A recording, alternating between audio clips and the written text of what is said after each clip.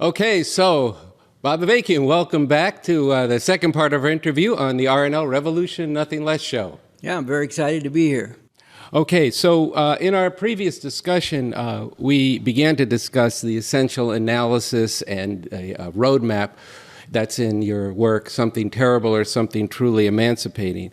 And so today we want to dig a bit more into that, and we also want to take a look at the larger objective situation, which is really pressing down on humanity right now. We want to begin with this heightened danger towards war, including a major war. So first of all, what is shaking the major power centers and has people all over the world, I think, very concerned is Putin's outrageous declaration to annex 1/5, I believe, of the country of Ukraine, territories that are currently contested, if not even dominated now by the Ukraine. And so that as part of this, he declared that any attack on this territory would be considered an attack on Russia and treated as such, including potentially the use of nuclear weapons. And then there's Biden answering in kind, threatening him back, and even as you were bringing out the other day informally that he's threatening China over Taiwan. So it's a very dangerous situation. But it would be very helpful, I think, and people want to know from you what's going on here and how should people understand this situation. Well, I think the most essential thing is this is contention among different imperialist powers. The U.S. has been the dominant power in the world, and Russia went through the whole thing where the Soviet Union imploded. It hadn't been socialist for a long time, but it had been pretending to be socialist, and then eventually gave that up, and the Soviet Union went out of existence. And Russia became very weak. You know, they had that guy Yeltsin in there who could hardly stay sober for a day, you know, as a head of state, you know, and Russia became basically just, you know, a very subordinate to the U.S. and to the whole, you know, quote unquote Western alliance. And ever since Putin came in, his whole program has been to reassert, you know, first of all, you know, Russian integrity, but also just Russian influence in the world, you know, as an imperialist power, which is what it is. It's a openly capitalist and imperialist power, and it's, you know, trying to break out of the subordinate position that it's been in particularly since the disintegration of the Soviet Union. And so this explains what he's been doing. You know, he went into Georgia a number of years back, you know, and now into Ukraine. And, you know, I think we could speculate, but I think Putin made some miscalculations. That I think he felt that the U.S. and its Western imperialist alliance would make a lot of noise. Maybe they'd do some economic sanctions, but I don't really think that he understood that they would really throw as much into this as they have this is basically a war being fought by the U.S. with Ukrainian soldiers against Russian imperialism. And, you know, all the intelligence, increasingly the planning, the heavy armament, the most up-to-date weapons, this is all U.S., you know, and it's just the Ukrainians are the foot soldiers and the cannon fodder for this on that side of it. The U.S. has openly declared that its intention is to administer a defeat to Russia in order to weaken its overall challenge to U.S. imperialism. So, you know, that's why they've thrown everything they have into it. You know, just to go back for a second, I think Putin also miscalculated, thinking that he could send in the sort of lightly armed troops and quickly take over the country. And he probably preferred to do that from the point of view of, like, then you have more of a country, you know, that's intact rather than one that's devastated. And that was a miscalculation because already, you know, not only were the Ukrainians putting up a resistance, but the U.S. was already throwing a lot in to help them. So the U.S. has openly declared that its goal is to administer defeat to Russia. And on the other side, you know, Putin is very clear he's not going to accept a defeat for the same kind of logic. It's imperialist gangster logic. Neither side can afford to suffer a defeat. So what do you get then? Well, Putin talks about, okay, now this territory that you're referring to that they've annexed through these ridiculous referenda. You know, by the way, just speaking of ridiculous referenda, I have to say this. Once again, world-class hypocrisy from the U.S. imperialists. You know, they went into Iraq, you know, occupied the country illegally. You know, it was a violation of international law, you know, just a blatant international war crime. They went into Iraq, got rid of the existing government, put in a puppet government, and then held elections while their troops are occupying the country. But that was a free and fair election, don't you know? But now when Putin does the same thing in these sections of Ukraine, that he's this is a sham. This is, everybody has to denounce this. I mean, can't you see how ridiculous this is? This is anything but a free and fair election, unlike the ones we had in Iraq when we were occupying. Of course, they don't really say that, but that's the reality of it, right?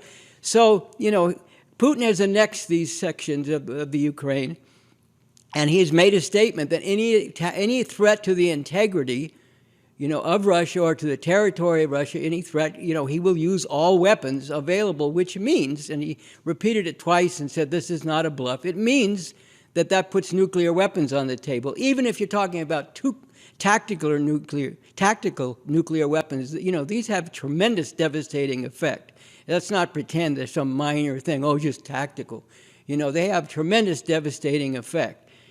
So he's taken that stand. Now the U.S. is saying, well, if Putin does that, then I've seen some military analysts on the U.S. side, we'll go in and destroy all of his forces in Ukraine, knock out his fleet, and so on and so forth. And then what do you think Putin would do? They're saying, we won't go nuclear. Even if Putin goes nuclear, we won't go nuclear. We'll just destroy all of his troops and his devastate his fleet. So what is Putin going to do in a situation like that? This is what I point out in this article. You get on this very deadly trajectory of escalation where neither side can accept a defeat, and pretty soon you're at the threshold of strategic nuclear weapons that could do devastation to the entire world and, vast numbers, if not humanity as a whole. So this is what we're up against, and the big problem is, I just have to comment, you got all these people that pretend that they're progressive and whatever, and they're all going right along with U.S. imperialism and this, and under the banner that Biden and all these people are putting out about this is a world, this is a contest in the United States and throughout the world between democracy and autocracy. Trump is an autocrat. Putin is an autocrat. Xi Jinping is an autocrat. Of course, they don't talk about their own autocrats, like the heads of the government, Turkey, Saudi Arabia, you can go down the list, that are all part of their alliance. Hungary, Poland, what have you. Those are all autocratic governments. But there are autocratic governments, like they said about the Shah of Iran back in 1978 when the uprising was occurring, which eventually led to his overthrow. There was an article that said, the Shah, in one of the major newspapers in this country that said, the Shah of Iran may be a despot, but he's our despot. So, our autocrats are okay, but the ones that are challenging our dominance in the world and our ability to plunder and slaughter people all over the world, which is what they've been doing forever, those autocrats are no good. This is not a battle, just even looking beneath the surface, you can see that this is a battle between imperialist powers, all of which, on both sides, have whole histories of horrendous atrocities and, base themselves on vicious exploitation of people and oppression of people all over the world. This is what's at stake. And I just have to say, certain people who have postured as being progressive have come out and made the most outrageous statements in the context thing. And I'm going to say it, little Stephen, came out and saying, well, we're more powerful than Russia. Why don't we just bomb the shit out of them? What are these people thinking? They're so committed, ultimately, despite their progressive pretensions, they're so committed to U.S. imperialism that they've almost lost their fucking minds. What do you think is going to happen? You go bomb Russia. Why don't we just wipe out all their air force? This kind of talk is like totally reckless and irresponsible. And when it comes from people with so-called progressive pretensions, it's all the more disgusting. I just have to say that. And people need to get up off this American chauvinism. This country, look, and some of the same people who will rattle on about the whole history of this country and slavery and all that, turn around and, and are either silent or openly supportive of the same system when it goes into the international arena to enforce its parasitism of plundering and exploiting people all over the world, because I guess they have a little bit of a sense. You know, it's like somebody once said, somebody once wrote saying, living in this country is a little bit like living in the house of Tony Soprano. You know that there's a lot of goodies coming in. You don't know exactly, maybe you're not really entirely up on what Tony Soprano's doing out there, but you kind of have a sense that whatever he's doing, however fucked up you might think it would be, is allowing you to have all the goodies that comes from living in the house. And that's what that's what the attitude of a lot of these American chauvinists, so-called progressives, and people need to get up off this and wake up to what's actually happening and you think the history of this ruling class in this country is somehow divorced from what they do in the world as a whole? Do you think their nature changes when they go outside the borders of the U.S. and all of a sudden they become, really kind-hearted people, who are carrying out charity around the world? Yeah, they do some charity to cover up the crimes that they're committing. I mean, we came forward, me and people of my generation came forward during Vietnam, the Vietnam War. And, I did a lot of study of that, and so did many other people, to see what was actually going on in that war. And, we discovered that, and this is why a lot of the American troops rebelled, because of the atrocities they were being ordered to carry out. I mean, wiping out whole villages, with old people and children, just wiping them out, shooting babies. And I'm not exaggerating. Go look into it if you think I'm exaggerating. They killed between 2 and 3 million civilians in the country of Vietnam, which at the time had a population maybe of only a little more than 10 times that. The troops, not only were they, turning whole sections of women in the capital of Saigon and other places, forcing them into prostitution, but they were mass raping women, in these villages, all, you can just read up on this, and so this has not changed. The nature of this system that did all that in Vietnam has not changed, and what has changed is some of the people opposing them are not people you can support, like Islamic fundamentalists who carry out all kinds of atrocities of their own, although on a scale, they can only envy what the U.S. imperialists do on the scale that they do it. Or Russia and China. You mentioned China. First of all, Nancy Pelosi goes to Taiwan. Supposedly, everybody doesn't challenge the insistence by the Chinese government in Beijing that Taiwan is part of China. Supposedly, even the U.S. policy doesn't challenge that, even though they have all these relations with Taiwan. Well, she went over there and essentially said differently, and basically treated Taiwan as an independent country, and it was a deliberate provocation. And, I'm not defending the Chinese imperialist rulers. We're very clear that they're also capitalist imperialists and have been since capitalism was restored in China shortly after the death of Mao decades ago in 1976. But nevertheless, this was a provocation, and then it's followed up by Biden making a point of having himself interviewed where he can say, answer the question, well, if the Chinese, i.e. meaning the Chinese on the mainland, the People's Republic of China, attacks Taiwan, will the U.S. troops, in other words, U.S. armed forces, get involved on the side of Taiwan? He made a, look, when you interview the President of the United States, you don't ask questions the President of the United States doesn't want to ask, okay, unless you're some hostile force, and this reporter was not. So then Biden has the opportunity to say, yes, we'll get involved militarily. Well, that's a provocation against China, and it's actually an invitation, if you want to look at it in a certain light. It can be seen as an invitation to them to attack Taiwan quicker.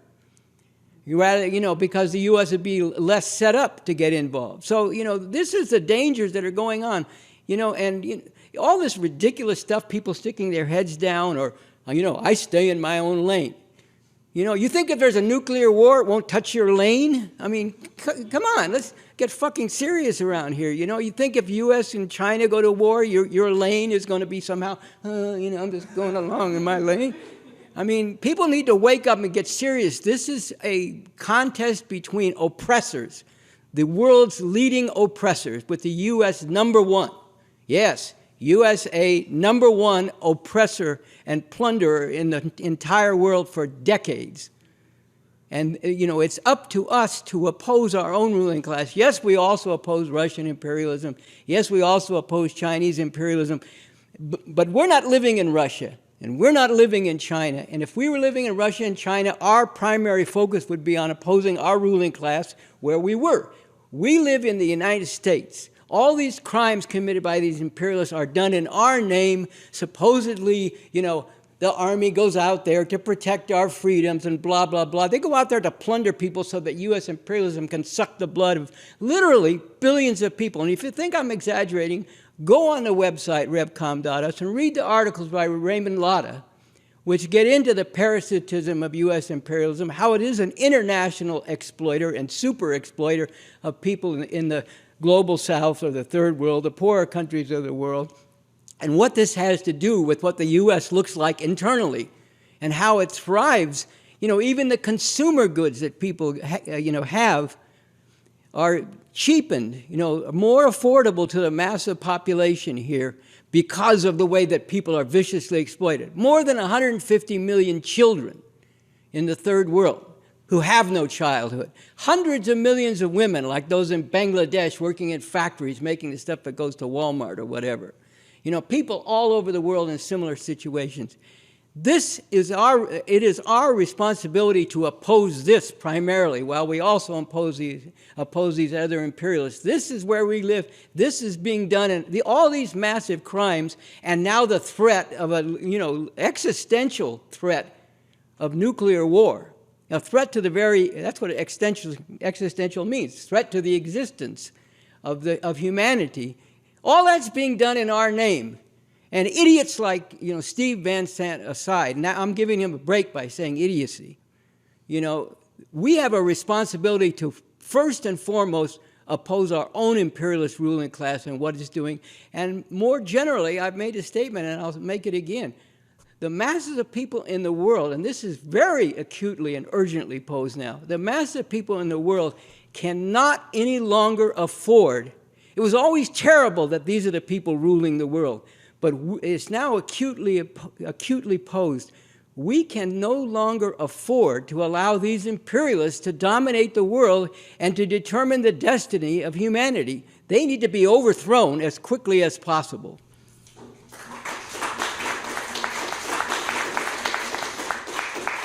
Well, I'd like to ask about how this threat of war, open inter-imperialist war, World War III, nuclear war, relates to the rare time that we're in, that you have analyzed, that we're in a rare time when revolution could be possible? Well, I think what it does is underline the urgency of the situation. It just, puts it in very sharp relief that, actually making revolution. I mean, you can imagine if you made revolution in this country, what the effect that would be in the world as a whole, including for the masses of people in these other imperialist countries, whether you're talking about Germany, France, and so on the side of the U.S., or in Russia or China for that matter. Imagine in China, which still pretends to be socialist, it hasn't given up the pretense. Imagine if there were an actual revolution, working to establish socialism in this country. Imagine the effect on the masses of Chinese people, as well as the people in Russia and people throughout the world. So, this underscores the urgency of the situation. Now, there could be urgency without possibility, and that, of course, would be very bad. But as I've written, in the work you referred to, something terrible or something truly emancipating, there's also what's going on within this country with the divisions within the ruling class, which are unprecedented, haven't happened, before, since the Civil War, essentially. And these are getting sharper all the time. And now left to itself, of course, that's very bad. It can only lead to a very bad outcome because one of these, one section of the ruling class, represented by the Republican Party, is an openly fascist party. It's openly white supremacist, misogynist, patriarchal, male supremacist.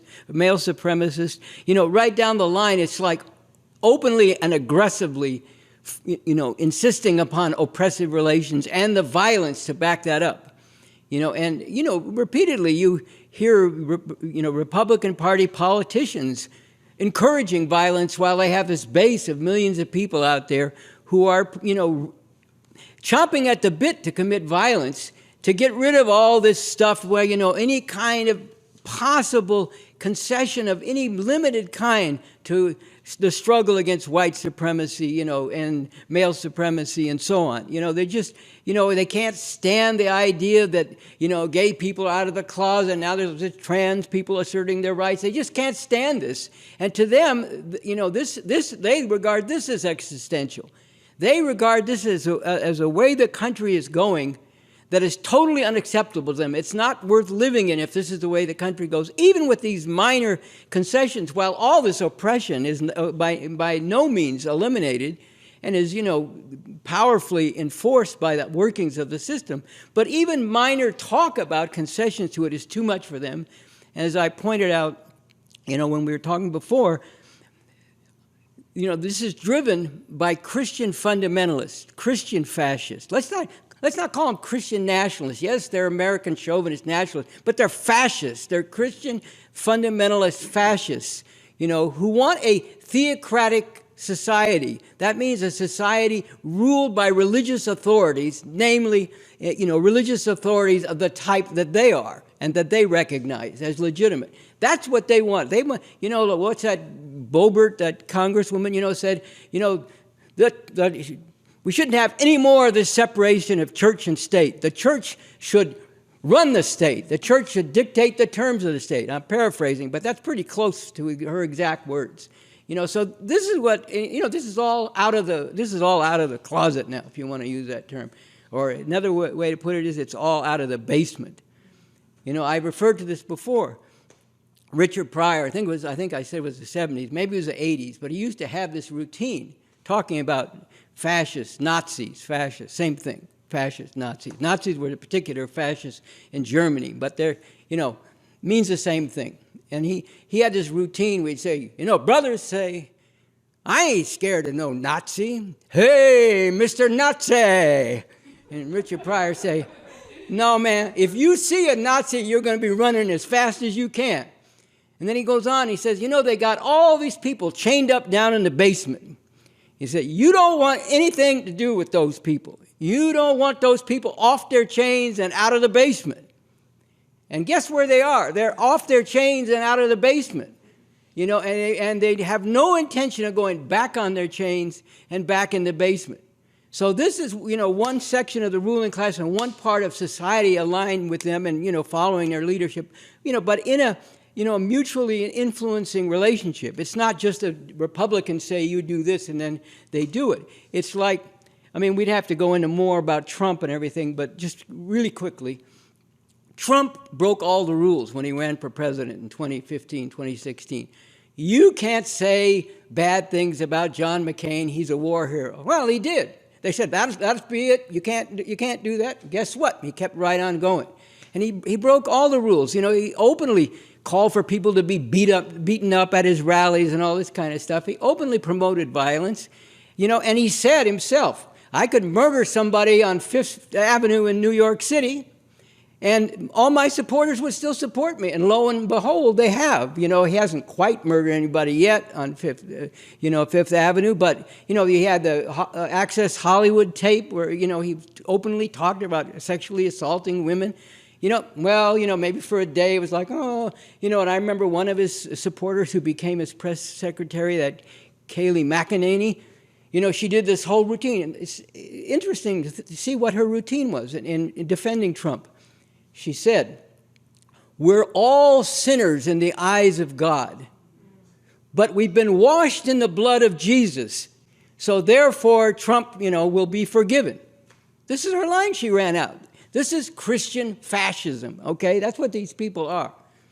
And, that's all on one side, and that's heading toward a very bad place. But the reason why there's a positive potential here, it's not been realized yet.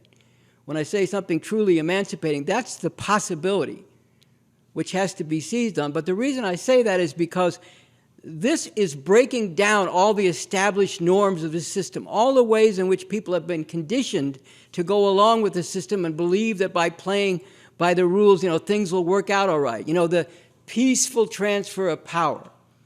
Well, we should understand, what is the peaceful transfer of power? It's the peaceful transfer of power from one section of the ruling class, represented by the Democrats, to the other section of the ruling class, now represented by the Republicans, or vice versa.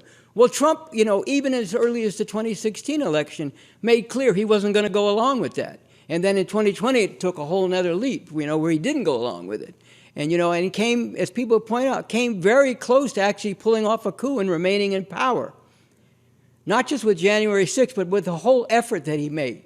And still more is coming out about what was involved in this attempted coup. And so this is all, breaking down the norms of the system. And those norms have what conditioned people to, to believe that you just go along with the way things are. You may not like how they're going now, but then next time you have a chance to vote. And I see all these commentators coming on, and making good analysis of this Christian fundamentalism, although they won't call it Christian fascism. But then what do they end up saying? Well, we have the power to stop this because we can vote. But look what's happening to the vote. You have fascist officials in many of these states, the crazy way the U.S. is set up as the United States of America, not a single country. I mean, it is a single country, but it's a country composed of different states, each of which has their own laws. Right now there's a bunch of states that are legalizing marijuana, but for a long time, there was hardly any. But you could go to a different state and smoke marijuana, but then if you took it back over the border with you to another state, you'd be in big trouble. That's the craziness of this country, okay? Besides, because they had all these different colonies in the first place. Some of them were based on slavery. Some of them had slaves, but they weren't so much based on slavery. And they had to figure out how to put it together, so they put it together as an amalgamation of states. And it took them a couple of tries, to get even a strong federal central government. So, the reason I'm raising that is you got all these different states where you got all these fascists in office now, including the crucial offices that oversee the elections. And you got legislatures controlled by Republicans in many states who are openly saying, if we don't like the results of the election, we'll just invalidate them. We'll say that they're no good, and we'll just cast the electoral votes for whom we want to get in there. So even more than usual, I mean, voting in this country is voting for one or another section of this, horrendously oppressive ruling class anyway. But now it's even less meaningful, even more meaningless to vote when you have all these Republicans who are not even going to allow the election. I mean, 2020 was as some people have pointed out, a dress rehearsal. And they're preparing, if the election doesn't go the way they want, to just, talk about stop the steal. They're prepared to steal it in any case, and to do it, quote unquote, legally by having the legislatures and the secretaries of state overseeing elections and the courts backing them up. Now, let's remember, if there's a dispute about what's legal or not, or what's constitutional or not, where does it go? To the courts. And where does it ultimately go? If, say, you go to one lower court and then you go to an appeals court and they overturn the lower court, where does it go then? To the Supreme Court. The Supreme Court is controlled by fascists. That's who just rendered the verdict overturning Roe v. Wade, which had been nearly 50 years a constitutional right for the whole country. That's, the ultimate decider now is the Supreme Court. And that's dominated by fascists. And that, think about the effect of that ruling, overturning Roe v. Wade, and the shockwaves it sent, and the way it angered people. Well, things like that are going to continue to happen. And that's going to shake up a lot of people and make them much more open to questioning what's going on here, and why do things, falling apart and being torn apart like this, and what's the answer to this? And that's where the revolutionaries come in providing the answer, in uniting with people in resisting outrages and struggling against oppression. But most of all, bringing to people the basic understanding of what is going on here, and how this conflict in the society overall, including at the very top among the opposing sections of the ruling class, can provide openings for us to actually go at the whole system, and holds the potential for the splitting apart of its dominant institutions, even the ones that carry out violent suppression of the people rising up. So this is what we mean when we say something terrible or something truly emancipating. But the truly emancipating has to come from us, has to come from the revolutionaries. It has to come from the people who catch hell under this system all the time. And it has to come from people who want justice in the world. Even if they aren't catching the worst hell all the time, they have to wake up and recognize that their mission is not to get behind one section of the ruling class or another. And especially now, to recognize and seize on the opportunity to put revolution on the map, and then build on that, involving thousands and then ultimately millions of people to shake the whole society to its foundations and every institution in the society. And when those conditions ripen, then to go for the whole thing.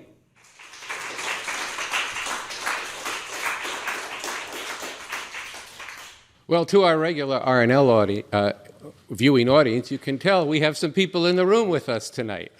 So just to follow up on that last point you made, and some of the people who have been active going out to organize people with that understanding have raised to us that, but the people say to us, they look out there and they say, you people don't have that many people right now, you're kind of small, and not only that, there's not really the kind of mass resistance we need, and so how are you going to do that? What you're talking about sounds good, but it ain't going to happen. What do you say to them? Yeah, well, a lot of times it looks like something's not going to happen until the night before it does happen. That's one thing to that has meaning. It's not just a clever thing to say. This is a time of, when things are being accelerated at an increasing pace, and changes. I mean, who anticipated a year ago even that they would overturn Roe v. Wade? A lot of people are saying, the Supreme Court's bad, but they'll never do that. I've read many articles where people were writing and saying they'll never do that because most people in the country support the right to, at least the right to choose. Well, guess what? They did it. Things of that kind are going to continue to happen at an accelerated pace. And, so yes, it's true. The forces of revolution, in particular the Revcoms who base themselves on the new communism, are very small at this time. That's a fact, and we're not gonna try to bullshit people and pretend something other than what it is, because we base ourselves on a scientific approach to making revolution, which means actually dealing with the actual reality and telling people the truth about the actual reality. I've told this story before. There was a group. I don't know if they're still around or not, but back in the 60s, there was this group called PL, Progressive Labor. I mean, you can imagine, they're supposedly a communist group. Imagine what kind of communism, what kind of group supposed to be communist calls itself Progressive Labor? I mean, come on. Anyway. Wrong on two counts. Leaving that aside, like in economism to the nth degree, just like burying yourself in the narrow struggles, of today. But anyway, one of their members got up at a rally, and I think it was actually they were being interviewed too. And I think it actually got into the New York Times, where they said, "We have 10,000 members in Harlem." And a bunch of us said, "Man, what the fuck are you talking about? You don't have any fucking 10,000 members in Harlem." And the guy said, "Yeah, I know we don't, but if we say it, maybe we'll get them." Well, that's not the way we're going to approach things with that kind of opportunism. You have to deal with the actual reality. So yes, the forces of revolution are small. Right now, the Revcom forces, basing themselves on the scientific method and approach of the new communism, are small. And, if it were just a matter of like gradually accumulating forces, a few today and a few next week and a few next year, and, with the prospect that maybe in some, never land of 70 years from now, maybe we'd have enough people to make a revolution. Well, yes, then you could say that would never happen. But look, I made this point in 2020 when there was a massive upsurge around the murder of Breonna Taylor and George Floyd. I said, look around you. Nobody expected this kind of massive outpouring, and yet here it came seemingly out of nowhere. But it didn't come out of nowhere. It came out of the underlying contradictions, the oppression of black people in particular and others, Latinos, Native Americans, and the brutal way in which this is daily enforced by murdering pigs. This was the underlying accumulation of contradictions and, and suffering and anguish and outrage finally burst forth when this was just one too many. It's similar to what's happening in Iran now. There have been many women dragged off the street by the morality police for years and decades. But finally, this one, with its particularly brutal murder of this. Yes, that's what it was. You know, the idea of this 22-year-old woman who was perfectly healthy had a heart attack is outrageous. You know, and nobody believes it. Not even the people telling a lie believe it, I would imagine. Okay, but all of a sudden, things have reached another level. Now, I don't know where all this is going to go at this time. The forces of the ruling class there are still very powerful. But this has gone to a level beyond anything previously. And it's, you know, on the one hand, you know, you could say it's just one more thing. Here's one more woman dragged off by the morality police and brutalized, and it results in her death. But it was just one too many in the context of a lot of other things going on. You know, people are suffering economically and so on. It was just one too many. The same thing in 2020. There were millions of people in the street. What was missing then, and we have to fault ourselves in part for this, although we talked about revolution and put out revolution, we didn't really go and struggle with people about, you know, what this really shows is the need to get rid of the whole system. And you are not going to defund the police. You know, look at what's happened. You know, you got, the great Democratic hero, Joe Biden. The answer is not to defund the police, it's to fund them, fund them, fund them. What'd I say? Fund them. You know, so, you know, but that was a prevailing line. And so, you know, this thing got led off into a side stream and you know, a side street and didn't go anywhere ultimately, even though it was a, you know, really heroic outpouring of millions of people, which was supported by millions more around the world. Who predicted that a month before? I mean, yes, we've been talking for decades and mobilizing people in struggle against police murder for decades. You know, there's a whole national day of protest against police brutality and criminalization of a generation and repression. That goes back to the mid-90s. You know, but all of a sudden, a bunch of things came together. All right, you know, if the revolutionaries had been working the way we should have been, bringing revolution to that and struggling with people, not just about we need revolution in the abstract, but why these other avenues and lines and roads and programs were not going to lead things where they need to go. The question is, why should anybody put up with this kind of, you know, brutal murder time after time after time after time? Why do the parents and loved ones of these people have to shed these tears and cry this anguish time after time after time? Isn't it long past time to put an end to this completely? Yeah. Okay, so then what is going to be required to put an end to this and all the other outrages, which we also need to be bringing sharply to light? You know, the oppression of women, the absolute destruction of the environment, the threat of nuclear war going on, the persecution of the immigrants, and on and on and on. You know, the persecution of gay people and, you know, trans people and so on. You know, in the context of all that, we needed to be saying to people, there's only one solution to this. It's not an easy solution, but it's the only real solution. That's what a scientific approach tells us, because this is rooted in the system and we can show it. And the only way to get rid of all this is to overthrow this system. Now, that probably would not have led to a revolution right then, but it could have led to accumulating many more forces.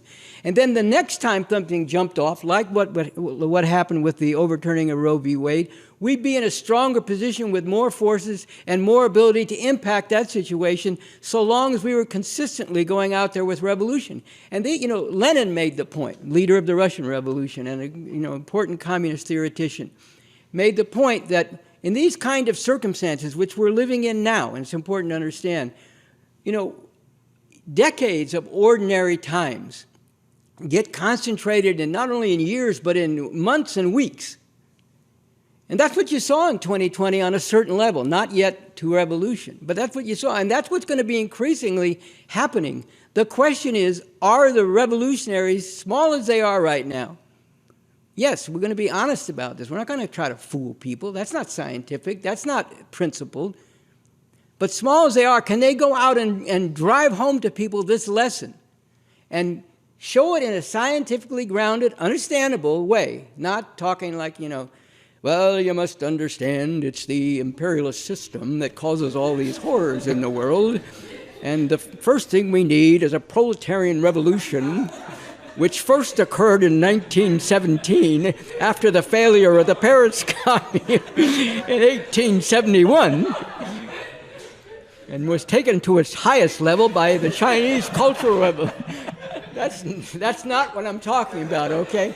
But to go out and in a living way present to people the actual reality of what this is all rooted in, why things are accelerating the way they are, how the ruling class is increasingly in an antagonistic, unresolvable conflict within itself, and how this provides opening for us to actually get rid of all this oppression by scientifically understanding that it's rooted in the very workings of this system, the very dynamics and the very relations of this system, and that we can mobilize and win over the forces, most of all people who are catching the worst hell under this system, which are millions and tens of millions, but also people from other parts of society who hate injustice and who want a better future for humanity and don't want to have nuclear weapons raining down on humanity, don't want the environment to be destroyed. We can win increasing numbers of them over, and it's going to all be very accelerated one way or the other. So we've got to go out with that understanding and give that understanding to the masses of people, like I said, in very basic terms and in everyday language, not in a stilted language that I was just, mocking, to be blunt. But, this is where building up the forces for revolution in a growing way. Today there are small numbers. Tomorrow there are, hundreds verging on thousands. And there are thousands. And when there are thousands, those thousands make millions sit up and take notice. You see thousands of people all together, firmly convinced of the need for revolution, not in some sort of religious sense, but with a scientific foundation in basic terms. You see them on the political stage, influencing the political terrain, how things are shaping up. Millions of people start taking notice. And millions of people who are telling us today, oh, that'll never happen, start thinking a little differently, or at least questioning, well, maybe it could happen. And then, the question is, do you have a leading force, a core leading this, that has the scientific method and approach and has an actual strategy and plan for how to build up the forces for revolution, how to work to create the conditions for revolution, carry out what we call the three prepares. Prepare the ground, the political situation, prepare the masses of people, and prepare the vanguard leadership so that you can go all the way with revolution. And people are going to start sitting up and taking notice. Wow, there are people out here and they're very serious about this, and they have a scientific approach which they can explain to me in terms that I can actually understand, and they've got a strategy and a program for how to go about this and how to win when the time comes. Not that they've given us a guarantee, but they have a strategy for how to go about winning, and they've got a whole vision and concrete blueprint for what to do when we do win, namely the Constitution for the new Socialist Republic in North America.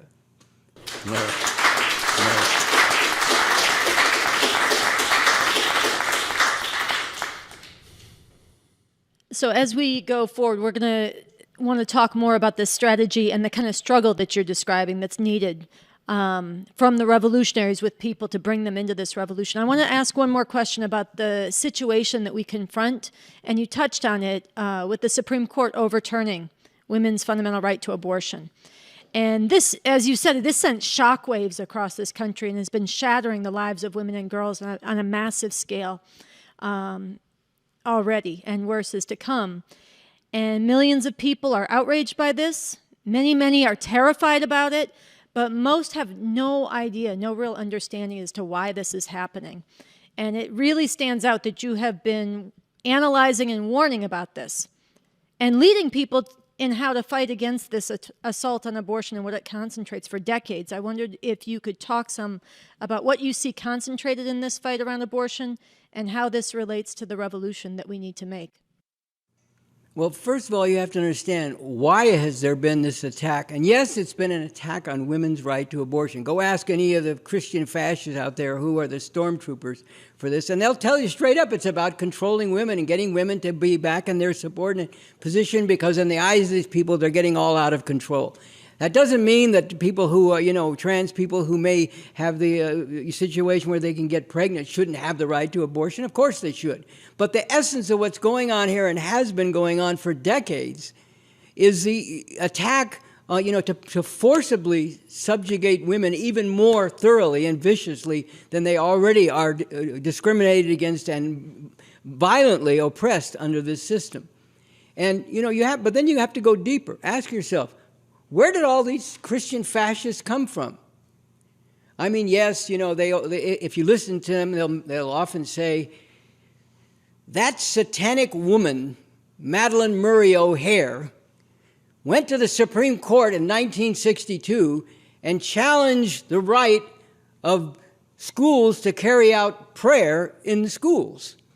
And the stupid and satanic Supreme Court at that time, before we got a hold of it, that stupid Supreme Court actually went along with it and overturned the right to have prayer in the schools. And ever since they kicked God out of the schools in the early 1960s, because of that satanic woman, Madalyn Murray O'Hair, and that terrible Supreme Court, everything has gone to hell in this country.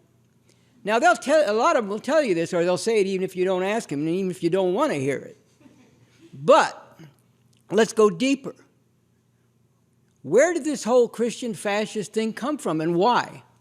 Because there have been, if you go read that Raymond Lotta article on revcom.us that I referred to, imperialist parasitism and social and class recomposition in the U.S., if you go read that, you will see, spelled out concretely, that there have been major changes both internationally and within the U.S. in the economy. And one of the major changes has been that because of the reconfiguring of the economy, there's more need for people in professional categories, in the technical, categories and so on. And so this has opened up more opportunity, and together with struggle that's been waged since the 70s in particular against the oppression of women, this has resulted in opening up a lot more of these positions, including, college admissions and so on, to women. I think women now outnumber men in the universities. And so, that has created a situation where a lot of women, it's not that they're no longer oppressed. I mean, just look at the statistics. How many are raped? Look at the massive, pornography, which is just an assault on women as a whole, everywhere. And it's not agency, it's oppression, okay? That's one thing that I can't stand is when people who don't really want to take on the system at all or in any serious way think they can get over, I don't know whom they're trying to get over on, but other than other people who are also suffering, but they try to get over by rebranding oppression as agency. Sex work, that's agency. No, it's not. It's oppression. It's institutionalized, financialized degradation of women. So just to go on it for a second, because I think this is important. Some of these people say, well, under capitalism, any kind of job you have is exploitative, so what's the difference in sex work? Well, there is a difference. Yes, capitalism is a system based on exploitation, and especially super exploitation of people, including, as I said, more than 150 million children in the third world. But, if you're working in a factory, say in Bangladesh, as a woman producing clothes, you're being exploited in producing those clothes, but the product you're working on and producing is clothes. If you're working in the so-called sex industry, which is just, as I said, vicious exploitation and institutionalized and financialized degradation of women, because what is the product? Besides your exploitation, what is the product? The product is the degradation of women. It's not clothes, it's not food, it's not televisions. The product, besides your exploitation, the product is the degradation of women. That's the whole point of it. And the same in pornography. So, all this is a backlash against these changes that have occurred, the incel phenomenon where men, want to rape women because they can't get women to agree to have sex with them the way they want. I mean, they openly talk about raping women, And this, these are all phenomena that have occurred fundamentally because of underlying changes in the economy, which then interacts with, struggles of people and resulting changes in the social relations. And so a big part of what has been driving this fascist movement is these changes that have resulted in women have a little bit more independence, especially women in the more professional categories. But even women working in lower jobs who have their own income. I remember I never quite knew what exactly he was getting at with this, but I used to have a record way back in the day when I was in high school of the blues singer Leadbelly. And he introduced he had a song called National Defense Blues because it was about the World War II. And when a lot of, black people came from the South, and one of the first things they did was to get jobs in the war industries, the defense plants. And that included a number of women. And so Leadbelly introduced this song. He said, people come to me, men, he meant men, come to me and say, Leadbelly. And I say, yeah. They say, I can't control my woman the way I used to. And I say, yeah. And they say, well, Leadbelly, they go and work in the defense plant and they got their own money and I can't tell them what to do the way I used to. And I said, yeah. And they said, well, Leadbelly, can't you do something about this? So he wrote the song National Defense Blues, which wasn't exactly about that. But I never quite knew from what point of view he was telling his story. But anyway, it reflects something, and this is happening on a major scale in the last number of decades. So this is a big part of what's driving the fascist movement, is wanting to forcibly, push women and control women back into a subordinated position, even more than they already are under the system, because there's plenty of oppression all the time. But they wanted, back the way it was even before these relatively minor, but real changes have occurred. And so the other thing to understand is the leaders of this Christian fascism, going back to someone like Jerry Falwell, who founded the Moral Majority and founded, Liberty University. Now, one of the things that, I never realized this till I was reading recently. Liberty University is a massive university now. It has tens of thousands of students. And, I like to follow the NCAA tournament championship, but fuck it, here comes Liberty University all of a sudden playing, and I say, anybody, beat these motherfuckers, okay? I don't care. I'll even root for Baylor. Just fuck another bunch of Christian fundamentalists. Just beat these motherfuckers and get them out of this tournament now, okay? But, Jerry Falwell founded, that university and got going with the Moral Majority, him and Pat Robertson and all these Christian fundamentalists. And Jerry Falwell, at the beginning, in the 50s, was openly opposed to the civil rights movement. And then he had to do a whole mea culpa. Oh, I'm sorry, I shouldn't have opposed that. Well, then he turned around and opposed the anti-apartheid movement in South Africa in the 80s, by the way. So he wasn't that sorry. But what he did recognize, this is tactically unwise. The civil rights movement, the ruling class of this country, because of its needs internationally, is going to make concessions to the civil rights struggle. It's going to, abolish some legal segregation, open up some positions to black people, and, so on and so forth. So he switched gears, and then in the 70s, they concentrated their whole thrust around the oppression of women.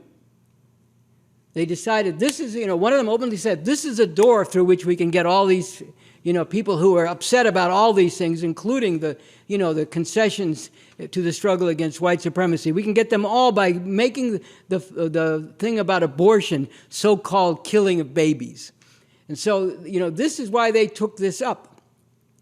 But, again, all this was, what was going on underneath all this was changes in the economy because of the needs of U.S. imperialism to contend in the world, both economically and militarily, because you're military after all.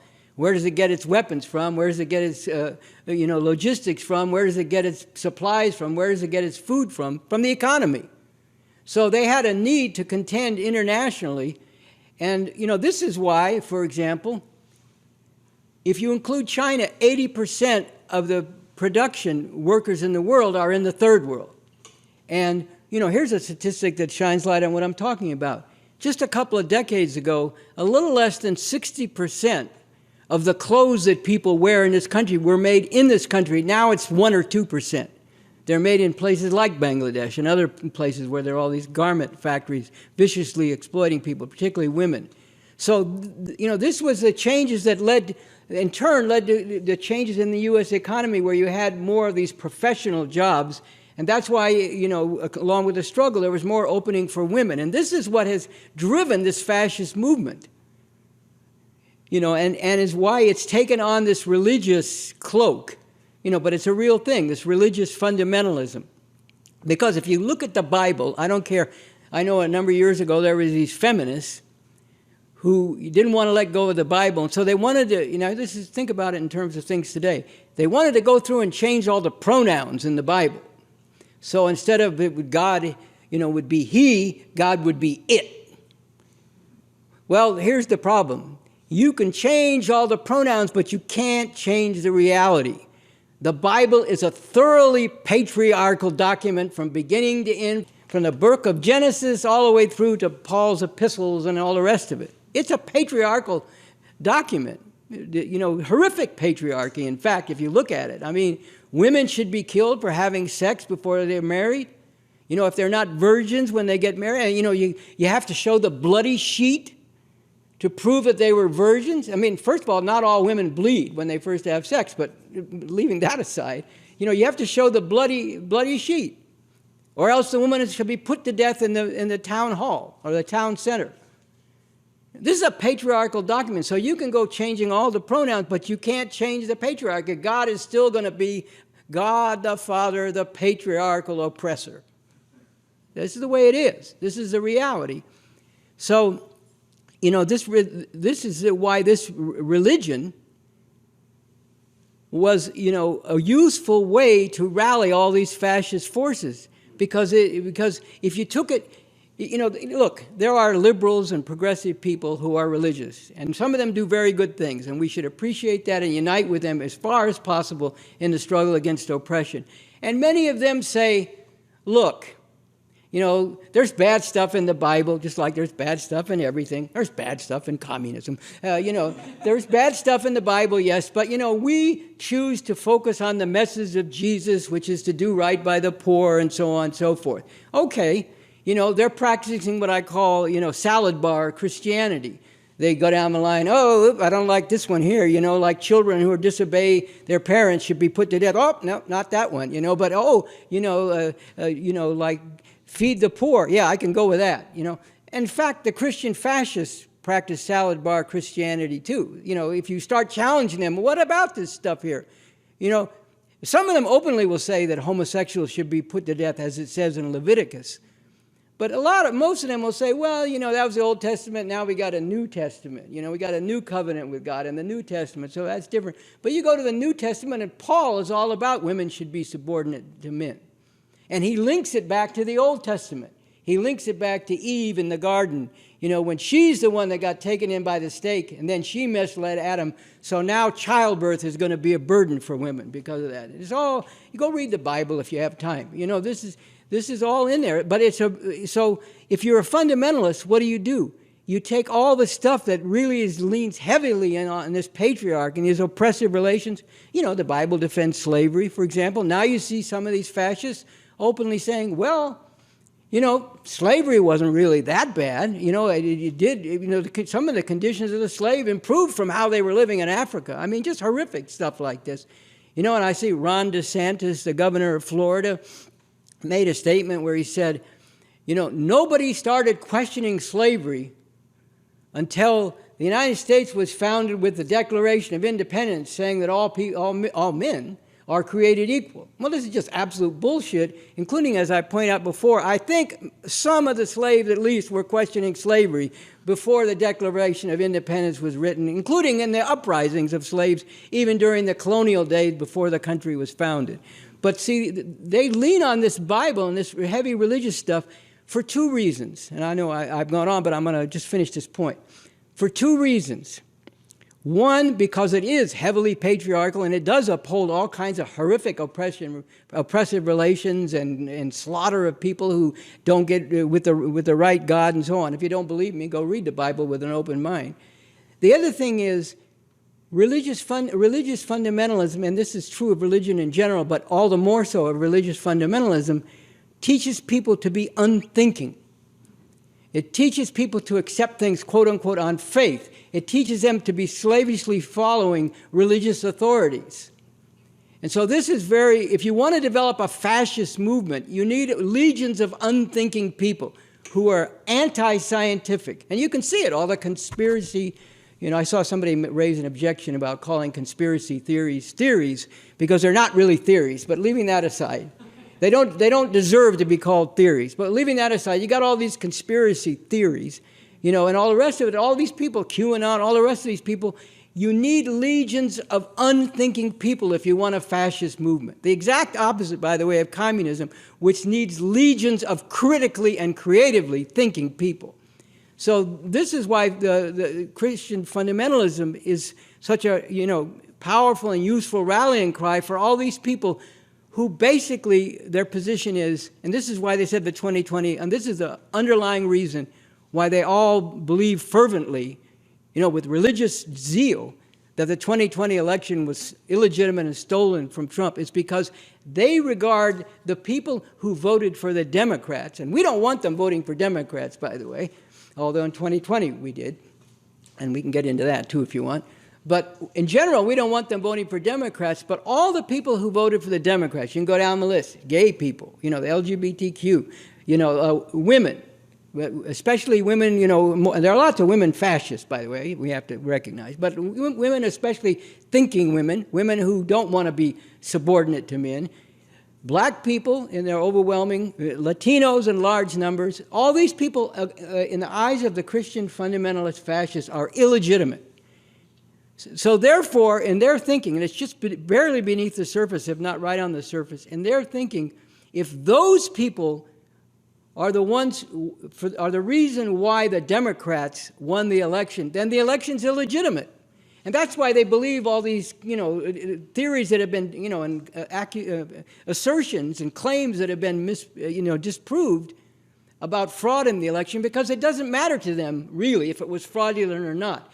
It was illegitimate because all these people who were not legitimate, not real Americans, not what we want this country to be about, and should be put back in their place as violently as necessary, if not literally wiped out. All those people are the reason why we didn't win the election. I want to move to it, just in the time we have, to a direct question that affects the people who do need to be part of this revolution, where you've said that, and I'm just going to read this quotation, you can't break all the chains except one. You cannot say you want to be free of all the exploitation and oppression, except you want to keep the oppression of women by men. I think while you've touched on that in this discussion of the fascists, I think this is I know this is a big question among men of all strata, but it's very important, and it's a big part of our revolution if we actually are going to get to, one, make a revolution, and two, have it a revolution that is leading towards the emancipation of all humanity. So before we move off of this, I'd like you to speak to that. Well, in part, the thing about you can't do away with all oppression except, the oppression of women. You can't say you want to be for liberation, but you want to enslave women. And it goes back to the Lead Belly song and everything else, for men, including men who are brutally exploited and oppressed under the system and murderously, subjected to all kinds of degradation and like I said, literal murder. There's still a question of there's one sphere, or at least, one concentrated sphere where you can act like the oppressor and feel like you're getting over, and that's, that's your relationship with your woman and with women in general. It comes out in the most outrageous ways too. I just have to say this because it really gets to me. You hear some of these basic, and people say you don't say basic, but I'm going to say basic because they're people catching hell right under at the base of society. You hear some of these men, say things like, when you talk to them or go to them about the right to abortion and how we have to stand up for the right, and they'll say, well, blah, blah, blah. But if she didn't want to get pregnant, she should have kept her legs closed. And nobody's telling these motherfuckers, you just keep your dick in your pants, okay? See, nobody, they don't want to hear that, right? So, all this bullshit is just a way of women should be subordinate to men. That's what it says in the Bible. Someone will tell you, that's just the way it is naturally and so on. This is among the oppressed, people suffering terribly, I'm talking about, although they are not the only ones, who do this by any means. And, I will say, just on a personal note, that for me, in my own development as a revolutionary and communist, I would say has been a lifelong process of a continually deepening understanding of, the horrific nature of the oppression of women, but also the pivotal and central role of the struggle for the emancipation of women in the overall communist revolution to emancipate all humanity from every form of oppression and exploitation. So, this really is, crucial in the whole struggle. There is not going to be any liberating struggle, any liberating real revolution that doesn't have right at the heart of it, at the core of it, the emancipation of women from every way in which they're degraded and debased and oppressed and, violently suppressed. And, this is a lot of struggle. Now, look, I talked about backward shit that people are into, but there also are, positive things where, not only among young women, but even some of the young men, including among the oppressed, have taken a better stand on this because they can identify, at least on as a first step, beginning basis, they can identify with people who are being oppressed. And then sometimes it's there's more largeness of mind involved. They don't want oppression of any kind, as much as they understand that. They're against it. So there's contention out there. But, in order, like I said, in order to have this revolution, this has to be at the core of it. It's not the only form of oppression. It has to be uprooted, obviously, but it is right at the core of transforming the whole world. This historic and, thousands of year old oppression of women in different forms in different societies. And it's been completely bound up with the division of society overall into masters and slaves, into oppressors and oppressors, exploiters and exploiters. You go back in history, it's completely bound up with that and has run through every form of oppression and exploitation, going back to days of slavery right up to the modern capitalism, imperialism, and all its forms of oppression. So, and look, here's what I would say that I think is important too. There's a whole thing out there, and I'm speaking particularly, to people who do catch the worst hell under the system and, find all kinds of wrong ways to lash out at the way that they feel that they're being told every day that they're worthless and useless and, scum and so on, who lash out violently to each other. But there's this whole notion that, if you aren't fucking over somebody else, you're weak. I mean, some people, will even talk about how if you're in this life, out on the streets and whatever, in these communities, in neighborhoods where all this is, so intense, you can't even laugh, at least not in public. You might laugh in private, but you can't even laugh because it makes you look weak. And so the only way that you cannot be weak is by fucking over other people. And one of the main ways, if you're a man, that you can fuck over other people is to fuck over women. Now, we are bringing forward and have to fight ferociously for a whole different morality, a whole different way of going through the world, which is based on a scientific understanding of how we're going to get rid of what this oppression of all kinds is rooted in, and how we're going to get rid of it through a revolution to overthrow the system. But we have to go to people and say, there is nothing weak about fighting for the emancipation of humanity. You want to talk about something that takes courage and heart, going up against this whole system.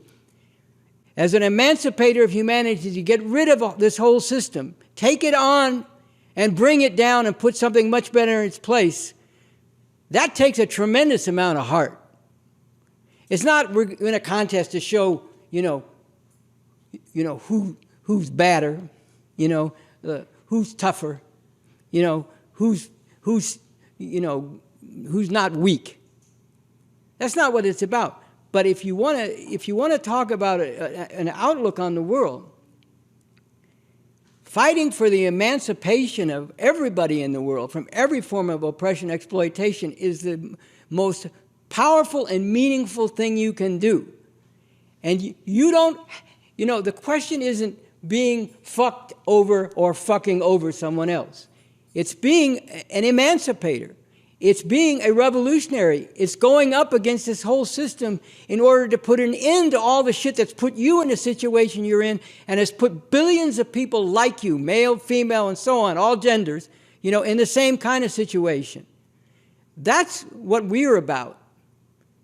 That's the heart that's involved in doing this, as well as, it's founded on a science, but it takes heart. That's the heart. The heart to say, we're going to do away with any way in which anybody's fucking over anybody in the entire world. You want to talk about something that's not weak, well, that's it right there, even though the point is not, oh, we know we're more hard than everybody else. It's not a contest to be hard. This is about emancipating humanity.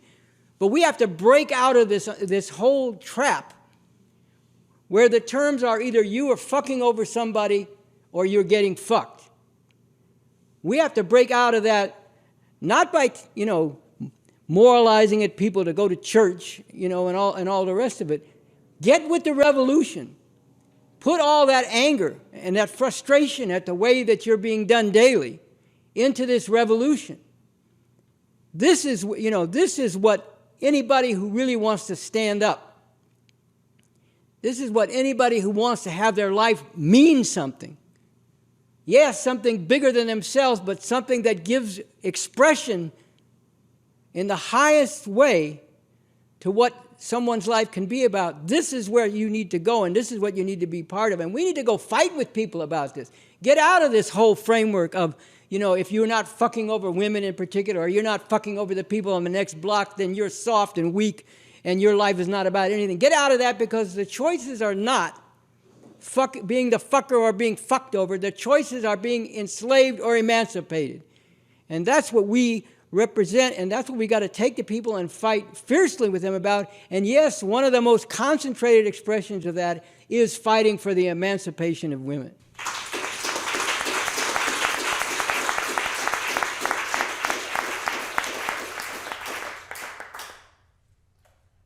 I want to ask about what you've called woke lunacy. And you've written in Something Terrible or Something Truly Emancipating that woke is becoming a joke, a bad joke. And I think we see expressions of this all the time. Almost any time somebody speaks out against injustice or makes a piece of artwork dealing with other cultures or even exposing injustice, especially if they have some privilege, somebody comes out and calls them out. And quite often a woke mob comes and attacks them, says, who are you to do this? You're appropriating. You've got to stay in your lane, all of this nonsense. And one of the examples I wanted to bring up of this, they're myriad, but in the struggle to stop the overturning of Roe v. Wade, a lot of the students who got involved with Rise Up for Abortion Rights, they did walkouts, they did speakouts. I remember instances where they took over their campus quad and they were speaking about this emergency and waking people up to it. It was very positive, and over there'd be some band of wokesters who would come in and say, oh, but you're not being led by trans people or black women. You stay in your lane, you're out of line. And people got very discouraged. And a lot of people actually just gave up on this. They got very demoralized and disoriented. So it's one example. You could speak to that or more broadly, but this phenomenon of woke. Yeah, well, I think, look, it's good to be awake and not asleep, but that's the first thing we can say. But this woke thing has turned into a joke and a bad joke. And the whole identity politics that's bound up with it. Let's start with the basics. We talk about epistemology, which means your theory of knowledge, or you just more simply, your approach to understanding the world. This identity politics and the wokeness that goes along with it is not only unscientific, it's an anti-scientific epistemology. It's an anti-scientific approach to understanding the world, the relations among people, what causes these relations, etc., and so on. Because it basically, is based on the notion that there isn't one objective reality that's the same for everybody. Yes, that objective reality may affect different people differently, but it's the same objective reality. The storm, the hurricane in Florida is a hurricane in Florida for everybody who lives there. It's not a hurricane, that for people who believe in hurricanes, and not a non-hurricane for people who don't believe in hurricanes. So objective reality is objective reality. The earth is round, not flat. That's true for everybody. Kyrie Irving, I don't care who. The earth is round, not flat. That's true for everybody. The Earth goes around the sun. That's different than the appearance. It appears that it's the other way around, that the sun is, the sun rises and the sun sets. But that has to do with the position of the Earth in relation to the sun. And the Earth is going around the sun, not the other way around. That's true for everybody. I don't care, if you like to believe that, that you are actually controlling the motion of the sun because you are sitting on the Earth in a powerful position to determine the motion of the sun. Bullshit. The sun exists independently of you, objectively. That's the same reality. But this identity politics wokeness says there's different reality for different identities and different people. And you hear it all the time. Your truth, our truth. There's not different truths. Truth, let's get this clear. Truth simply means an accurate reflection of reality. It means that what's being said about something corresponds to the actual reality. Like I just said, it's true that the Earth is round, not flat. Okay, that's a truth. There's not different truths for different identities. So right away, epistemologically, in terms of its anti-scientific approach, this identity politics wokeness is wrong, and it's bound to do harm because when you're not only unscientific but you're anti-scientific. When you hear some of these wokesters will even say things like, "Oh, objective reality, that's a white male supremacist construct." There is no objective reality. That is obviously harmful because if you don't even know that there's objective reality or you deny that there's objective reality, then how can you actually understand objective reality and go about changing it in the way it needs to be changed? You can't. You're only going to be misled. And this does a great deal of harm just on that level.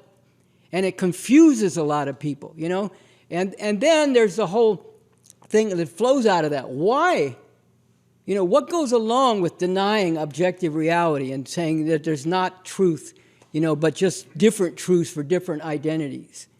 I mean, yes, look, let's examine it. For people who are oppressed, but by the way, I use the word oppressed deliberately, not marginalized, because let's examine these terms.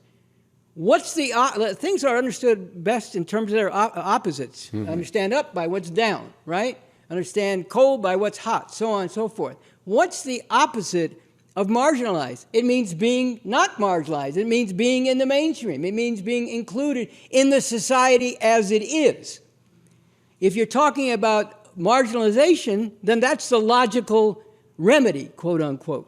But if you're talking about oppression, it's not just our narrative versus their narrative. It's actual oppression, people being held down, forcibly held down, being violently suppressed. That's oppression. It means pushing down on people, keeping them down.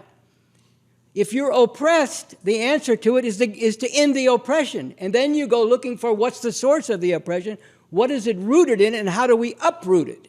Because if you want to uproot something, you have to know what it's rooted in. And it's rooted in this system, all these different forms of oppression. So marginalized, right there, you see something's wrong. Now, this does a lot of harm because then if you say there's different realities for different people, and you say some people are marginalized, then those people who've been left out, who've been pushed to the margins or kept in the margins, it should be their turn now. The whole point, Lenin once said, anybody who makes a revolution with the outlook, you had your turn, now it's my chance to have a go. Anybody who does that does it with the outlook of the petty bourgeoisie, the middle class. And that is not an outlook that can lead a revolution. The middle class precisely in between. It's caught in between these two contending classes, the proletariat, the masses of oppressed people, and the oppressors, the ruling class. And so it wants to try to carve out a position for itself in between and try to hold off these two different opposing, fundamentally opposing forces. But it can't do it. And so its positions are always, ill-founded. They always are out of keeping with reality. But this is the way these people want to talk about it. Now, if you are trying to actually fight against oppression and you run up against all this identity politics wokeness, then what happens? Well, the marginalized, they haven't been allowed to have their right to speak and their right to get somewhere, so they have to be in the front of everything. Doesn't matter where it's going. as long as they're in the front of it. And, it's not going toward ending their actually oppressed condition. It's just, at most, striving for a better position within the system as it exists with all of its horrific oppression, and yes, resting parasitically, living off of billions of people in the world as a whole. And then this has a confusing and intimidating effect on people. I mean, I was saying to somebody, you even see it in the ads. There was for one thing, I mean, these corporations and this ruling class, they're very adept at recognizing these trends and using them for their own purposes. Like I saw an ad, there was this black woman talking about her role in finance, and she says, I believe there's going to be a revolution. We're going to have a lot more black women in finance. Bulletin, that is not a revolution, okay? It's just, getting more people who've been kept out on the inside of an oppressive system. Yes, discrimination should certainly be opposed. Yes, oppression should be fought for, even while we're still forced to live under this system. But the question is, do you want to get rid of this oppression, or do you just want to change the positions within it? Get more people who've been marginalized having their chance to have a go at it. See, this is a fundamental question. And another ad I saw was ad for one of these big financial companies, and it was pimping off of the 2020 uprising. So it had all this stuff about Black Lives Matter, which all translated into black businesses, by the way, not surprisingly. And then they had all these slogans from the 2020 uprising, and then they had this white guy go like this, and then there's somebody black tells him, "Don't do that. That's not your place. You see, that's not your capital. This is our capital." It's turning oppression into capital, into leverage to improve your individual position, or maybe the position of a few people like you. It's viewing oppression and the struggle against oppression as capital, not something aimed at ending the oppression by ending the system in which all this oppression is grounded and which enforces all this oppression. So, this kind of stuff, don't do that. Fuck that. A lot of more white people need to be going like that and meaning it, okay? Mm-hmm. That's one thing. It's not that they come in and say, you don't know what you're doing. You black people, you can't do anything right. Let us white people do it. No, that's completely wrong. We have seen too much of that, okay. But if it's a matter of what's the objective reality and how you're going to change it, then the question is, you need a scientific approach to that. You need to actually analyze, interact with the objective reality, analyze it, and then synthesize it by identifying the patterns, what are the underlying causes, what are the contradictions within it, and what are the possibilities for transforming it. And, look, if you go out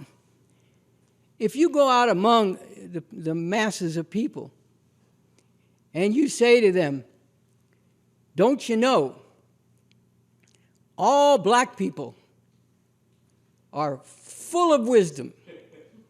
All black people know exactly what's wrong and are just trying to do the right thing all the time, and they're getting messed over by white people. You know who's going to laugh the hardest?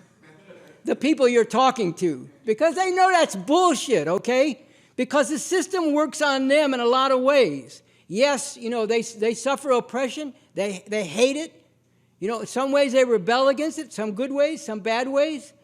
But on their own and by themselves, they don't know the answer to why this is happening to them. I've made this analogy before, but it's worth thinking about it again. You go to a doctor. If you're suffering and you need to go to a doctor, you go into the emergency room and you describe your symptoms. I can hardly breathe. I've got terrible pain in my chest. It feels like something's pushing down on my chest. You know that. You know how it feels.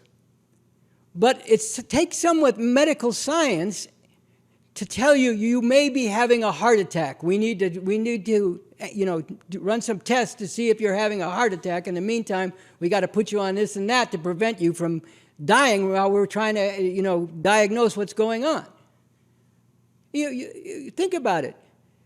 What if somebody raised a slogan, in medicine, follow the leadership of patients? No. Look, I'm not, look, I talked about this before. In my own history, I did follow people who were black. I followed leaders of the Black Panther Party back in the mid and late 60s. I didn't follow them because they were black. I followed them because they knew something about what they were talking about, and they were putting themselves on the line to end the oppression of black people and to make a revolution the way we understood it. So I followed them for those reasons. But I never followed them blindly. When I didn't understand what they were saying or I didn't agree with it, I raised it. When I thought I had a difference, I raised my difference and we struggled it out. And that's something also, they were willing to do that too. They would struggle it out with you.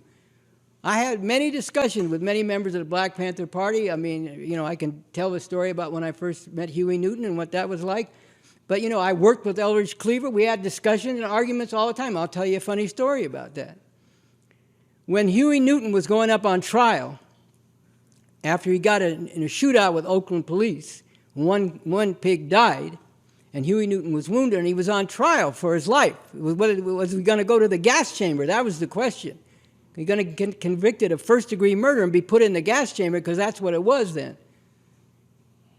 And so the demand was raised as part of coming out of the Panther program that Huey needed to be tried by a jury of his peers, which meant that there had to be black people, a lot of black people on the jury, that they couldn't exclude black people from the jury the way they were systematically doing. Yes, and liberal Bay Area.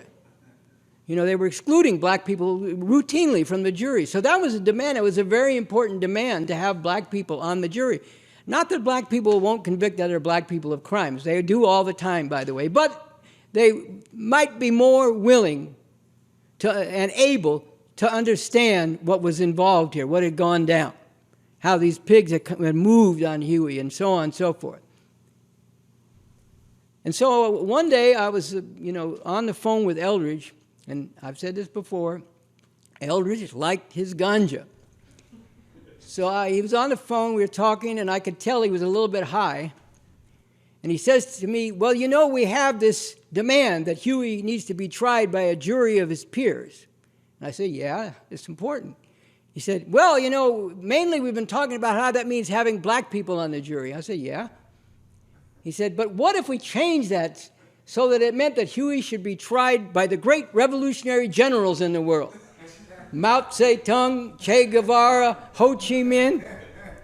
And I said, no, I don't think that's a very good idea. Because it would have done a real harm if the Panthers had started raising that demand. It would have undercut the whole thing. People would say, you're not serious. This is serious business, and you're not serious. You're just fucking around here talking about this, that. That's never going to happen. But getting black people on the jury for real, that could happen, and that could make a difference, which it did, by the way. So, when things like that came up, I raised it. I didn't say, put my fist down. Oh, who am I to say that I should disagree with that? After all, he's not only black, he's a leader of the Black Panther Party. Who am I to disagree? Well, there's objective reality. And there's a scientific approach, much as I understood it at the time, which was much more limited then. But still, you go for the truth. And you go for what's, going to actually lead in the direction of overcoming the oppression. Now, look, I got in arguments with them when they were right and I was wrong. Let's be clear, But I'm just making a point about what should your approach be. And this woke shit is really bad in terms of intimidating a lot of good people. A lot of people who want to be part of the fight against oppression and who want to contribute in many ways, including with their ideas about how to wage that fight. And yes, if people are arrogant coming from a superior position, that should be shot down, okay? But this idea that if you're not part of the particular group that's the focus of the oppression in a given situation, you have nothing to say about it, is really harmful. It's not just wrong, it's really harmful, and it's intimidating a lot of people. And I say, don't be intimidated. Speak up. Speak up, in the right spirit. In the spirit we should all have, the orientation we all have is how are we going to actually win this fight? And in a larger sense, how are we going to actually get rid of all this oppression? Speak up. And if you're wrong, people will tell you and you can struggle it out. But people need to quit being confused, and more than that, they need to quit being intimidated out of actually, and that's why I say this is a bad joke. It's doing a lot of harm. You know, I'll just tell one more story about this. I read in a report that someone said to us about the cancel culture that goes along with all this woke stuff. And I think, look, here's the important thing. The cancel culture is basically based on the notion that people can't change. So you go through someone's life, and if you can find one thing that they did badly, you know, one thing they did wrong, even something really wrong, then that's it for them. You know, they have to be canceled. So you go back, you know, even to somebody's childhood, you know, and sometimes to find something they did. Instead of looking at the whole arc of people's life and what's the main aspect of what their life has been about and what direction are they moving in? Are they moving in a... Look, you know, I look around and I see people who've done bad things. Well, all of us have done bad things, you want to be honest, you know, but people who become committed, you know, revolutionaries, veterans of the U.S. military in Vietnam who did horrific things but became revolutionaries. Now, here's the thing. If your outlook is that people can't change, then obviously nothing, you know, nothing meaningful can change. Society can't change. The world can't change. If people can't change, if people don't change and can't change, then you can't make any real change. No fundamental change. So then all you can do is scuffle and scramble to see if you can get a better position within what is. But that's the logic of cancel culture. And I remember, this is the last thing I'll say on this, this one guy said, and I read this in a report, as a gay black man, the only power I have is canceling people. Now think about how wrong that is. First of all, think about how this woke shit lowers people's sights. You know, that the most you can think of, the only power you can think you have is to bring down other people. Now that's obviously wrong in terms of what you're aiming for. And the morality of it and the political content of it is wrong. But it's also wrong in terms of that is not the only power you have. As an individual, you don't have much power, but as part of a growing revolutionary movement, then your power is magnified and it's no longer your power. It's the power of the collective force of people, not automatons, real living, breathing people who are striving together and struggling with each other over how to actually eliminate everything that makes you say, in the first place, the only power I have as a gay black man is to cancel other people. Let's cancel the whole system, and then let's emancipate people to have humanity on a whole other level. And that's the real power you have as part of that.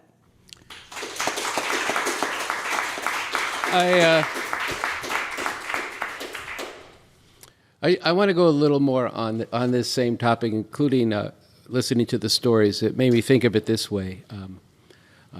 You've developed as a key part of the strategy through which we could make a revolution is encapsulated in a slogan, fight the power and transform the thinking, and transform the people for revolution. Fight the power and transform the people for revolution. And you said that the second part of this, while both are important, everything has to be for revolution, it's important. You said this tonight, that people stand up and they fight against the system and their oppression, but that the pivotal thing here is transforming the thinking of people. And people are thinking a lot of bullshit. You've brought that out very viscerally. But I want you to continue to go on this, because if we don't do this, you've made the point that if you don't transform the thinking of people and they don't get into the revolution, the world's going to stay the oppressive shithole that it is. I wanted to ask you, and just listening to those stories, how did this come to you? This has been we have to be honest, this has been a contentious issue within the movement for an actual revolution. People like the first part, but the second part, maybe not so much, because you're struggling with the very people you need to get into the revolutions. Well, I think the point's been made, and it's important to, to understand this deeply, that, Mao said, wherever there is oppression, there will be resistance. And that's not just because Mao said it, but it's actually capturing an important part of reality. People do rise up all the time. Again, they may be, their anger may be suppressed, their outrage may be contained for a while, but eventually resistance does break forth all the time. And we see this all around us. But the question is, where is it going to go? And then it's the even more fundamental question is, what are the things that they're rebelling against? Considering that in its essential character and main aspect, its basic role, it's positive. What are the things that they're rebelling against rooted in? Because again, if you want to uproot something, you have to know what is rooted in. Mm-hmm. So people rebel, but on their own. Yes, look, this has been a big argument in the communist movement. Still is. Is there something inherent, sort of, in the nature of oppressed people, that they will come to the basic desire for revolution on their own? Because, given their oppressed condition, they just kind of know that they need to make a revolution. Well, no. That goes back, Lenin made that point, over 100 years ago. Yes, people who are oppressed will gravitate, will be inclined toward and move toward fighting against their oppression and even wanting to eliminate it. But then there's all the larger influences of the overall society that pull them back another way. There's the daily struggle to survive for, billions of people on the planet, and masses of people in this country included. There's all the ideas that are pumped out continually from the ruling institutions and the massive machinery of molding public opinion that they have through the educational system, through the culture, through the media, just in a multidimensional way, they shape people. So yes, people may be inclined in the direction of wanting to get rid of this, but then they get pulled back on their own by all this other stuff. So their resistance is always going to end up ultimately in a dead end. And then when it ends up in a dead end, people get demoralized. They say, and people even say it to us, well, look, we fought all this, we fought so hard, so many people came out, and we couldn't even put an end to police brutality, or we couldn't even save the right to abortion, so how could we ever make a revolution? But see, that's drawing the wrong conclusion, because in order to stop police brutality, in order to ensure the rights of women, including the right to abortion, you have to get rid of the system that is going to prevent that, that's going to oppress and suppress that. So if people are left on their own, they're going to end up in a dead end. Plus, they're not really on their own, as we all know. There are all kinds of other forces out there promoting all kinds of different programs which remain within and lead people within the confines of the system and back into a demoralizing dead end. Defund the police is a perfect example. Or in the abortion battle, well, don't worry because we'll have the abortion pill. And not recognizing how they're going to go after that too. And plus, the masses of women don't even have access to that, even if things weren't going the way they are. But all these illusions are promoted by all these different forces. So yes, look, if people, Marx made this point, and it's a very important point. If the masses don't stand up and fight back against their oppression, they will be reduced to broken wretches who are not capable of anything higher. And just put it simply, if people are beaten down, how are they going to rise up for a revolution? So, both because it's important that people not be forced to... right now I'm reading on our website, revcom.us, about a prisoner strike in Alabama, horrific conditions that are just, unbelievable, what people are being put through. It's just like a killing place, and...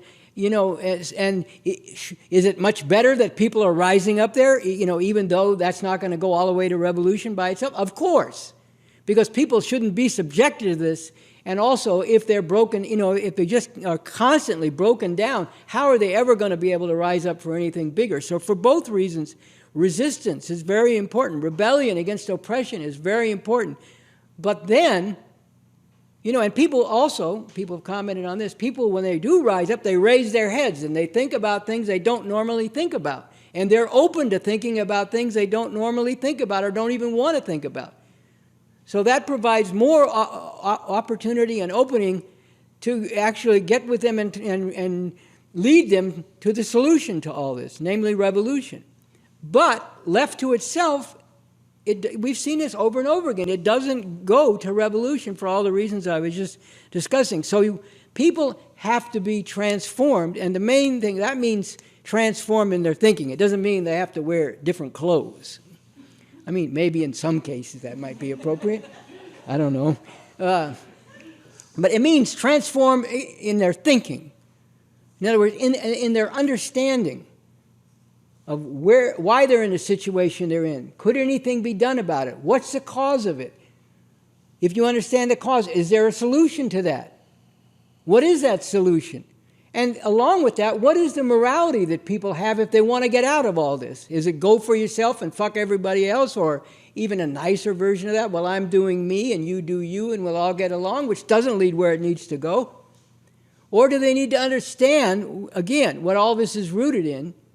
And do they need to be transformed to be fighters against all oppression, to be emancipators of humanity, to be revolutionaries aiming to emancipate people all over the world ultimately, and to see themselves as in the same fight with people all over the world who are fighting against this oppression in all different forms.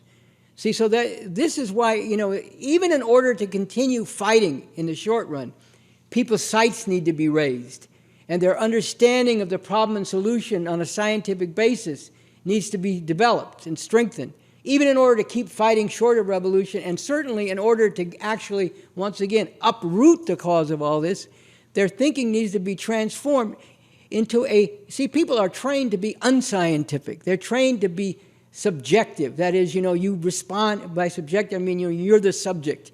And whatever happens to you, you respond personally to that. That's what we mean by subjective. You're the subject acting in the world, and whatever affects you personally, that's how you respond to it.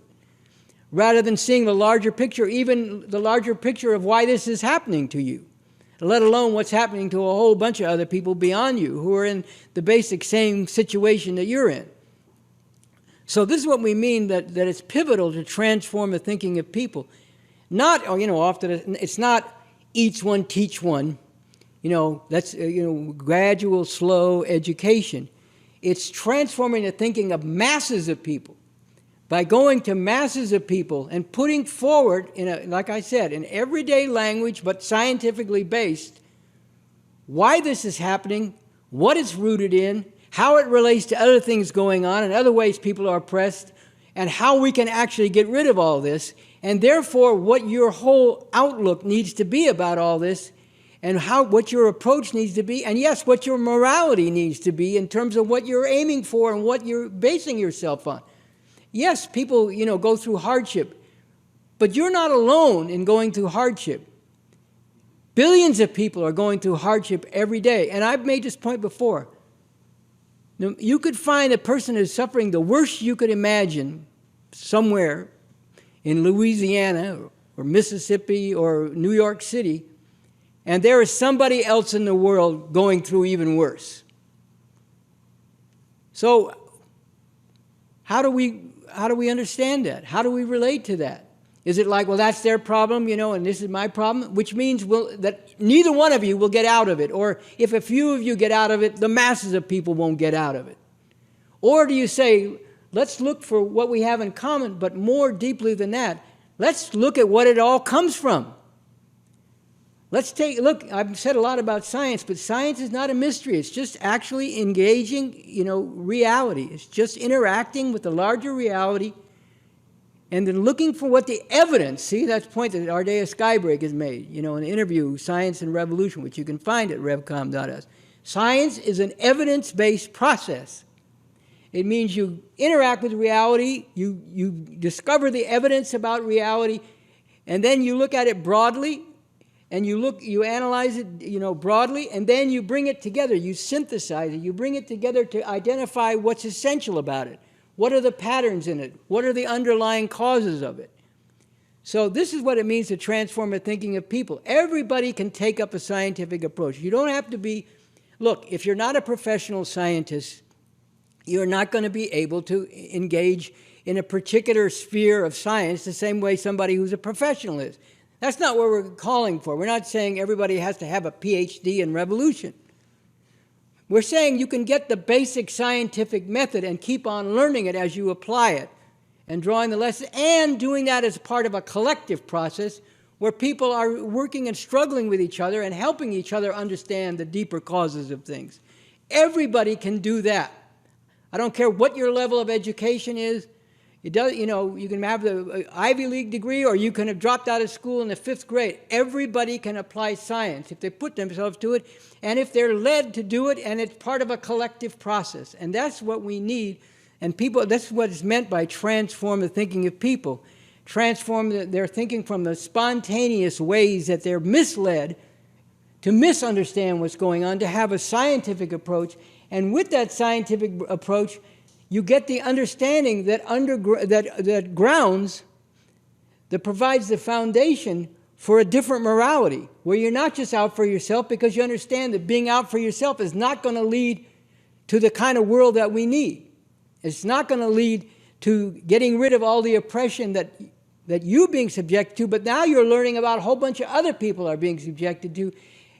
But it does correspond to maybe the dreams you've had, or the hopes you've had for some kind of world where all this doesn't go on. That's what it means to transform the thinking of the people, while we're also mobilizing and uniting with people to fight the power, to fight the outrages of the system, all in order to do those three prepares. Prepare the ground, the political situation, prepare the masses of people, not just a few, thousands and millions ultimately, and prepare the leadership that the masses of people need, the scientifically based leadership, yes, based on the new communism, as a scientific method and approach to lead those broader masses of people to actually work their way through all the contradictions you're going to encounter in order to actually break apart the system and bring it down.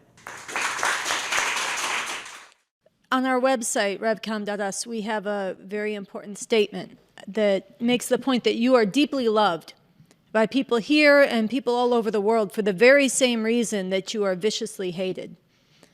You are the foremost revolutionary leader and thinker in the world today, and you are fighting for and you concentrate the most radical rupture with the way the world is currently organized and structured, and all the ways that people relate and think that are bound up with the way the world currently is.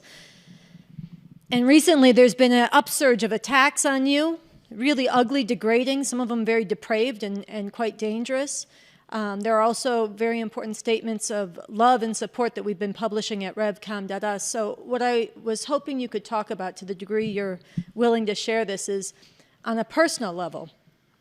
How do you carry both of those things, both the level of responsibility that you have taken for this revolution and living with that level of hostility aimed at you? Well, you know, I'd like to say it never bothers me personally. You know, I like to say I never say, fuck all these motherfuckers, you know. But, you know, then I have to come back, you know, to the science again. Like, what, you know, first of all, let me say I deeply appreciate all the love and support. That's one thing I do want to say. But in terms of the opposite, in terms of these, you know, attacks, you have to go back to the science again. You know, why do people hate me? They don't know me, you know, personally. You know, they never interacted with me personally. I mean, maybe a few have, but overwhelmingly, all these people out there doing this, they don't know me personally. They hate me because of what I stand for, what I'm working for, which is an actual revolution. That's the fundamental reason why why you get all this vitriol, all these poisonous attacks, because, you know, actually the revolution is in the interest of the great masses of people. But at any given time, some people may not, even people whose interests, you know, do lie with revolution, don't recognize that. And then there are other people who have a stake in not having a revolution.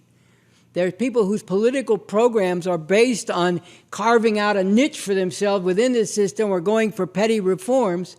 And there's two things that what we're doing, working for a revolution, at least two, that get in the way of that and mess it up for them. One, it points out that you actually are not going to be able to solve these problems by going for these petty reforms. So it establishes a contrast there. And the other thing is, closely related to that, is it undermines their efforts. to work for reforms that actually end up reinforcing this system and keeping people chained to it. Because here you are, you're out there and you're scientifically showing we need a revolution, and then that shines a light on what these people are aiming for, and it shows how petty and paltry it is.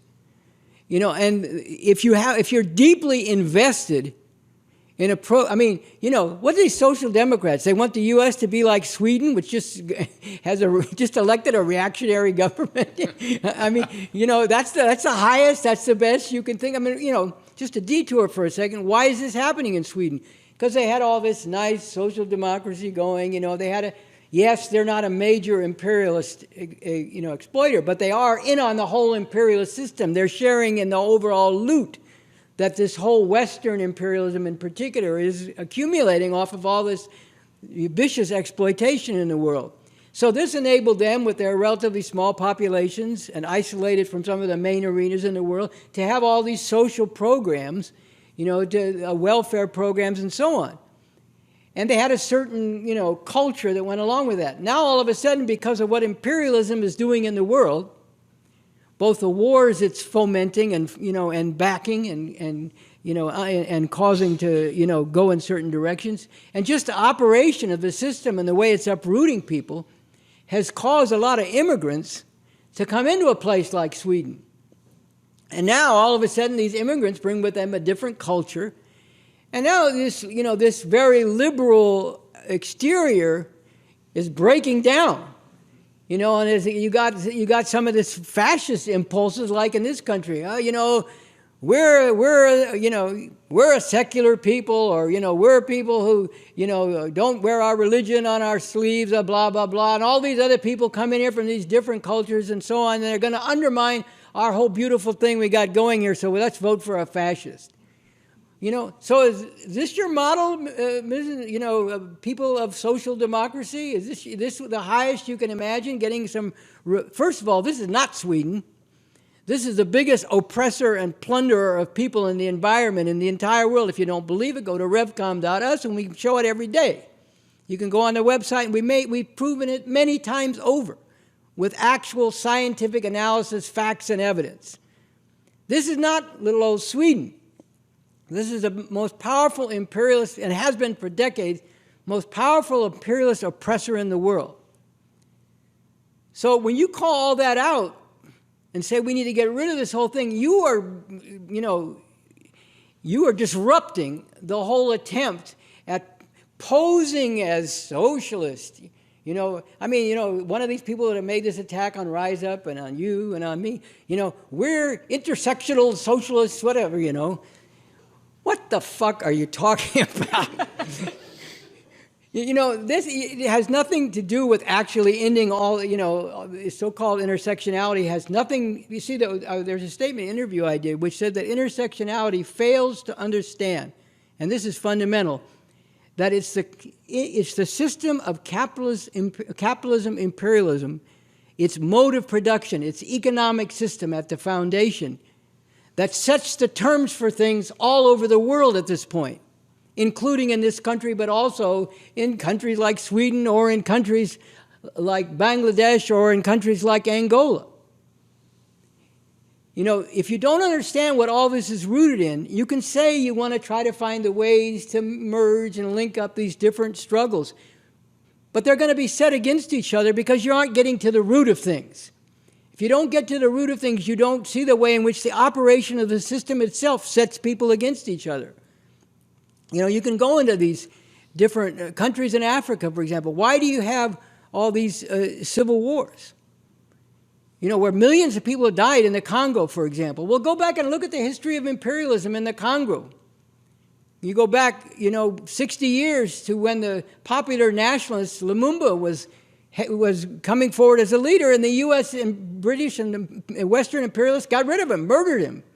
And they put in a brutal government that ruled, and brutalized the people for decades while, being a handmaiden, being an accomplice and a facilitator of U.S. imperialism. And all, then, what happens? So think back to the experience of the Lakota people, the Sioux in this country. They're supposed to get the Black Hills. That was one of the treaties that was signed, sacred to them. And then they discovered gold and other precious minerals. Out you go. You get driven out. Well, this is what happens all over the world. All of a sudden, you're in an African country and they discover a precious mineral. Well, then the imperialists contend over who's going to get control of that mineral or that oil or whatever it is. And then they back opposing forces, taking advantage of contradictions among the people, that exist. And, this is why you get these things in the Congo, or why you got the terrible thing in Rwanda, whatever. You can go all around the world. It's the same thing. So if you're not really going after the imperialist system, if you're not going after what all this is rooted in and what's setting the terms for everything, you're not going to be able to link up the struggles of the people. People are going to be manipulated and turned against each other unless we get to the root cause of this and uproot it and overthrow it. So this is what we're putting forward. And then, look, we did not adopt a revolutionary program in order to embarrass social democrats. We did not adopt a revolutionary program in order to show how paltry all this woke stuff is. We adopted a revolutionary program because of a scientific analysis of where all these horrors are rooted in and what's necessary to get rid of them. But then this shines a big light insofar as it gets out in the world on all the absolute poverty of these other programs. And plus, if you start winning people to this, then it takes away some of their capital. You're winning people to this instead of people, being part of their thing, and then they can't go to the NGO and say, we got a lot of people, so we need a lot of money, and so on and so on and so on. This is why they hate us, and this is why they hate me, as a concentration of this. And, so I have to, get up in the morning and go, fuck all you motherfuckers. And then I have to say, okay, let's step back and remember what this is about. This is not about you. They're only hating you because you're doing what needs to be done to shine a light on all this and to struggle with people about what's the way forward out of it. That's why they hate you. So, you can't just, I'm not going to pretend it doesn't bother me, but you have to rise above that. And this applies to everybody, because everybody's part of this is going to get attacked in various ways, in very nasty ways.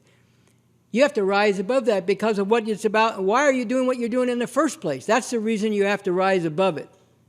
And it's not we should let these attacks go unanswered, and we're not. But we have to remember, what's the real content of this? Why is this actually happening? What is it they really hate? And therefore, how do we respond? We respond on the basis of continuing to work for what it is that they hate. Not because they hate it, but because it's what needs to happen. And they hate it because it's what needs to happen, and they don't want to go there. Because it requires sacrifice. I mean, this is a minor sacrifice. I'm sure there are going to be much more scurrilous attacks as we go forward, especially as we gather in, forces for this revolution. It's going to go to a whole other level. It's going to be in the gutter in a whole different way. But that's part of the process. Again, we don't let these attacks go unanswered because it's important that people understand where they're coming from and what's the reality out here that, is the basis for these attacks and what we're about and why we're being attacked because we're about what we're about. But this is a minor thing compared to the sacrifices that are going to be required. And as I've said, this is not some bunch of monks, whipping themselves, to get themselves right with God and to try to purge their sins. This is not some kind of religious-oriented sacrifice. God forbid. This is, not about cultism, much as they like to say that. It's about the emancipation of humanity. The point is not to sacrifice. That's not the goal. The goal is to win, to make revolution.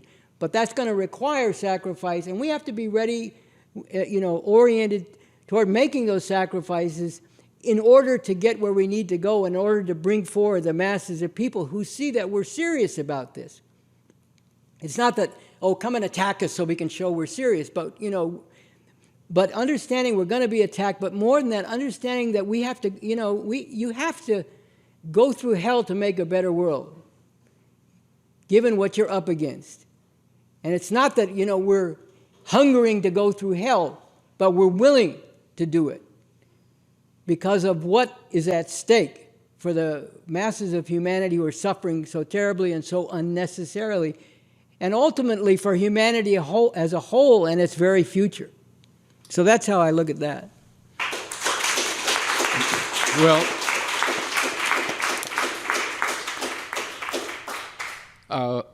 with that, I just would say for Sansara, myself, and I think the whole crew of the RNL show, that's why we're following you and working really hard on this show to bring forward more followers of your leadership and to get involved in this revolution. But I think we should take a break now, and we just appreciate your being part of this show for this interview, and we look forward to our next installment. Yeah, I'm very happy to be doing this. I'm very glad for the opportunity.